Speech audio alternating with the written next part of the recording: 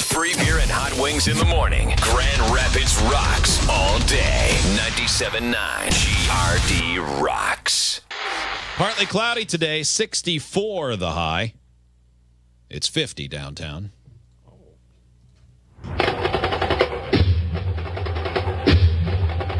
What is this? This is... There it is! Ooh. Oh.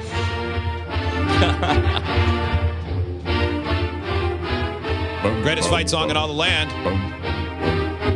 How many you still know the words?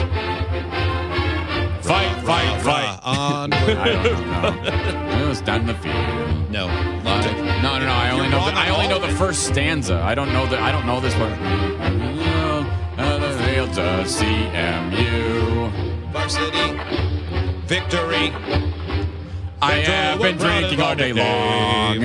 I am drunk in a funk. My girlfriend broke my heart again. I like that. Where is the wayside at? I need Hi, Ray. a bell ringer. Hey. Ray, do you still know the words to the fight song? I'll be honest, I never knew him, man. Yeah, because you're an athlete. You're cool. You didn't have to know. Yeah, you didn't need to know how to read or anything. No. Ray, when you played, those traditions, nobody really did that, where the football team would go sing the fight song after a win, go sing the alma mater after a loss. None of that, right? No, we really didn't. No. You're too busy stuffing chicks and drinking beers. Yeah, that's yeah, right. we had other priorities, man. Yeah.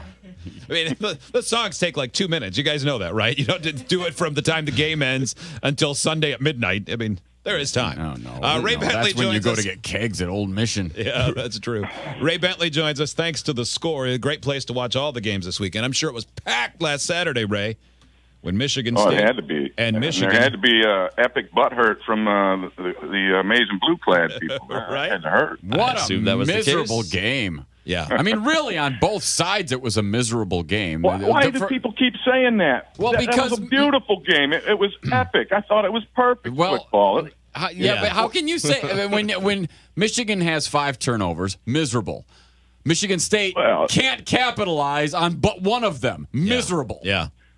Okay, I understand all that, but the problem with your generation is you got to remember, Hot Wings is older than you. That is untrue. I only act like Hot Wings is from the greatest generation.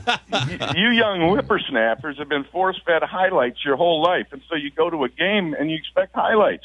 You got to appreciate the beauty of the down-to-down grind and the struggle and the punching and pinching and grabbing and screaming that's going on. That was a very violent physical football game. It was a treat for me. It was. It is definitely a rivalry. I mean, there's no mistaking no doubt the way it's played. Hot Wings is a non-athlete. Yeah, I am a non-athlete. That's true.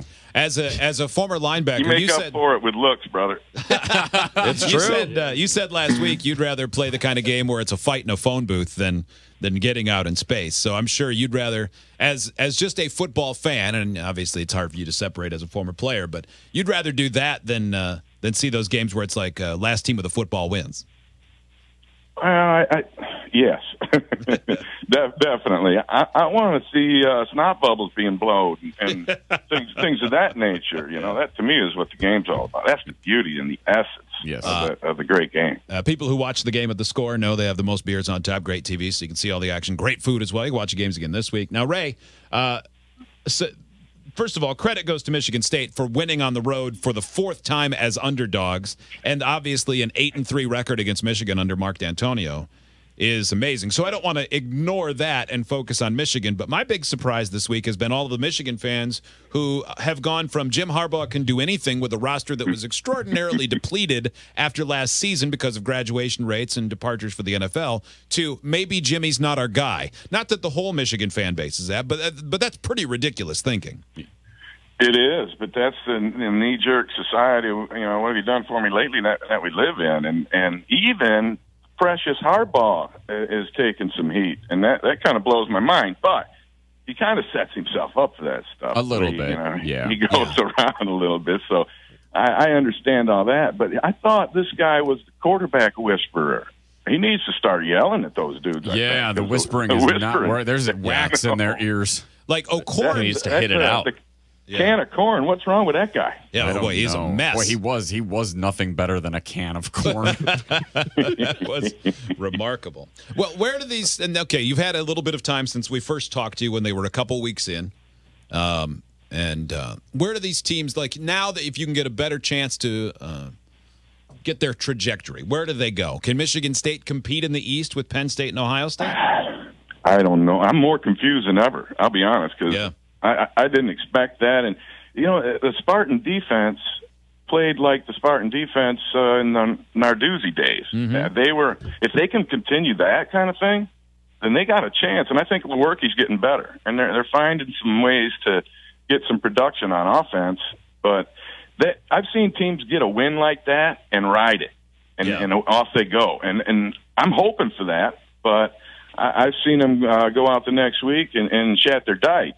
So, you don't know what's going to happen. There's, because they've got a really good chance to stub a toe at Minnesota this week, who got stung against Purdue last time. Yeah, Fleck and his boat rowers they're going to be all riled up. And they'll have both oars in the water, I'm sure. And so, oh God, help us. Okay, I'm thinking Spartans will take care of business with the Gophers. And then Michigan has Indiana. Indiana is scary. Yeah, always pretty good offensively. Indiana is no joke this year, and they can score points. And the question is, can Michigan? Now, I don't know what they're going to do at quarterback. Absolutely. I would have loved to have been a fly on the wall in some of their meetings this week, because there were some tight sphincters walking around that place. I got to tell you. Who would you rather, if it was this simple, if you could just say, I would rather be a fan of Michigan or Michigan State, which fan base would you choose? If you were a front runner and you wanted to pick the one that was going to feel better in December, who would you pick? And I am. I would say I'm going to go with Sparty coming off of the glorious win. Wow. Just because. Big surprise. Yes, right. If we had asked you that, you know what? You could lay it out any way you want. I would never pick Michigan in anything. So that's there the you way go. it is. But you definitely thought Michigan would be better off this season. Yeah, for sure. I mean, coming in, you looked at the talent that Harbaugh. You say what you want, the dude can recruit, and he's got some boys over there in Ann Arbor. The problem, as I see it right now, is quarterback. It's that simple. You got to have a trigger guy, and I mean that's the way the game's played these days. And so I'm a little surprised that Harbaugh didn't get that thing the way it should be yet. And they've been stumbling around for going on 3 years now and not having really good quarterback play, and that's a shocker to me. Now he likes to throw in some sneaky plays once in a while. Do you think at some point he'll try to put on a little disguise and go in and play quarterback himself? Let the old man do it. Yeah, I hope he leaves his shirt on. That's all I'll say. He might be the best quarterback in Ann Arbor right now. He might be. Yeah, it's possible. Somebody sneak Brady in. All right, just ask him. Let's maybe you can talk people off the ledge who bailed on the Lions. I thought Ray, I don't know if you follow like the guys who cover the Lions, the beat writers, the columnists for the Detroit papers. After they won the previous week to go in 3-1. It was amazing. This team proved they're for real. It's not the same old Lions. Then they lost against Carolina, which a lot of people think is a pretty good team, just 2 years removed from the Super Bowl. And I saw an article Monday morning that said the Lions must fix the holes in the ship right now, or this season will be a disaster. Which is it? It's always kind of in between. Those guys, I call them turds in the punch bowl, because they're going to try, and if things are going one way, it's their job to stir it up the other way. And so I don't put a whole lot of stock into what they say, because I think they're trying to massage our minds a little bit and stir us up. So I don't like those beat guys, man. They don't get it to me. Especially the freak guys. Yeah. Mm-hmm. And they don't return phone calls, so it's personal now. So, yeah.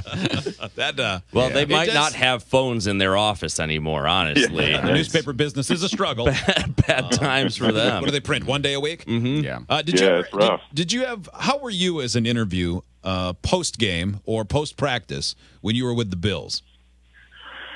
I was pretty good, man. I was going to say I would have thought you'd have been a good quote.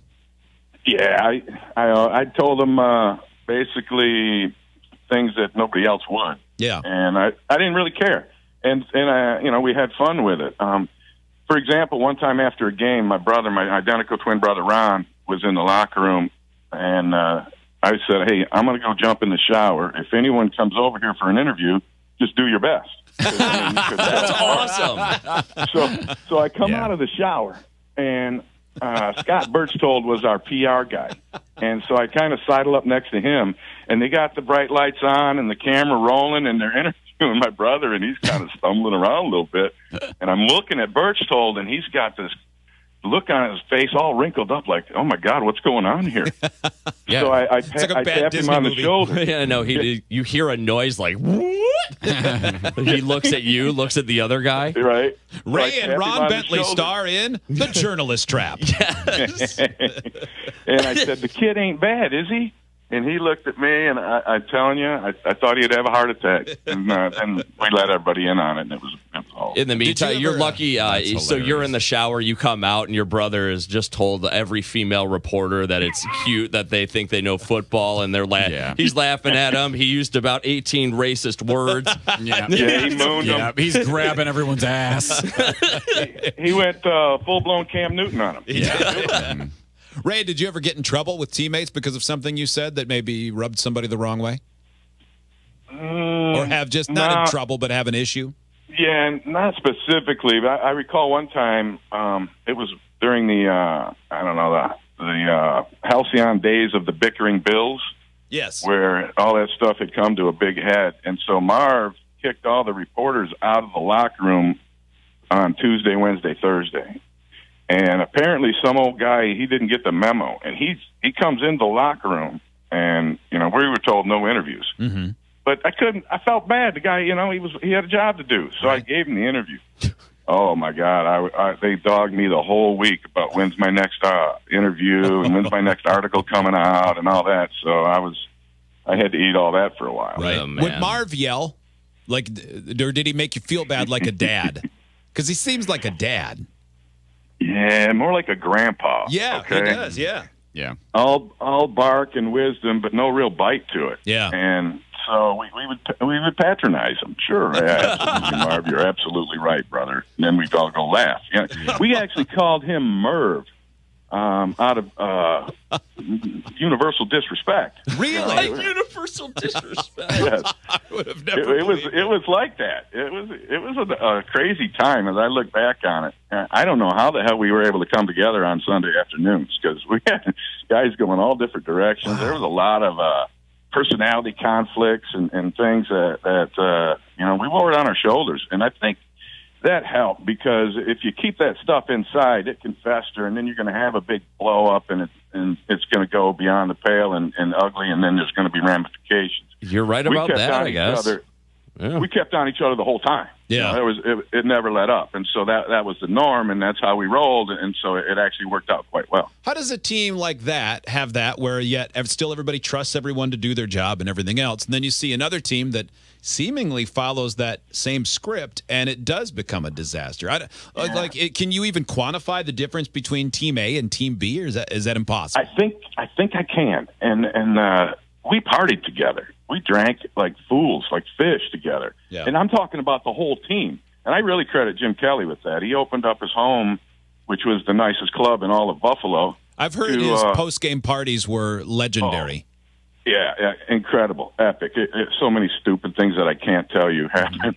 Not on maybe the off the air someday. We'll I would love to have something to keep under ridiculous. But so we all, we knew each other. We were brothers, man. And you know how brothers can go at each other. But, yeah. When the time comes, and we're brothers. We're rolling. And we captured that. I don't know how, but we did. And so that was the difference. That bond. Ray Bentley with us. Looking forward to a big weekend of football. The Lions beat the Saints? Yeah. Oh, yeah. I think they'll destroy the Saints. I think those free writers will be writing about how we're heading for the Super Bowl after this one. What's wrong with the Lions' offense, Ray? Is it just the line, or can the receivers not get open? It's a combination of things. To me, I think last week they tried to go down the field a little too much, and they didn't have the look in their eye until late. They got to fix that, man. You can't start relying on the comeback every week. Yeah, like they did it last year too. And that's it. It just doesn't work. And they started that this season, and they almost got it against Carolina. Is Eric Ebron hopeless? Oh my God! Yeah, get that guy out of there, fellas. He caught a couple. Leave him in there. Yeah, he's a better blocker trade anyway. Ebron. Get rid of him. He can't block. He can't catch. Yeah. And he's got an attitude issue. He was mad at the fans for moving him. Are you Oh, man. That's pretty remarkable. Yeah. How do you get mad about that? Douche. Yeah. When you play for the Lions, get used to it. It's hard to recover when, everybody always looks back. Because was it him that the Lions drafted instead of Aaron Donald that everybody's like, oh, man, how different would things be if they'd taken the best defensive tackle in football instead of a tight end that can't catch? Yeah, that was back in the old days where they didn't know what the hell they were doing in the draft. Yeah. Oh my God, we could talk all day about that kind of draft pick. That is. We're in the upside down and we start doing that. That is no good. Ray Bentley, good to talk to you. Safe travels this weekend. All right, and watch my chip. So I hope the doo-doo out of Toledo. I hope so, man. I hope so. Thank you, Ray. Thanks, Ray. See you, man. Guys. Always good to talk to Ray Bentley. Author, humanitarian, football player. Yes. Sex symbol. Party animal. Oh, yeah. Rad dude. We know other people who've been at those Buffalo Bills post-game parties, and they've told us some off-air stories, and they weren't a player. No. I can't imagine what that guy has seen. No, I mean, to talk about the number of murders. It's amazing. At least one? At least one cocaine overdose. Yeah. Hooker had to get her wrapped into a carpeting. Yep. All Thurman Munson. Send her off of Niagara. Thurman Munson? You mean from the Yankees? The guy who died? No. Thurman Thomas? Thurman Thomas. Dang, so close. Thurman and Merman? yet so me. Roy Munson?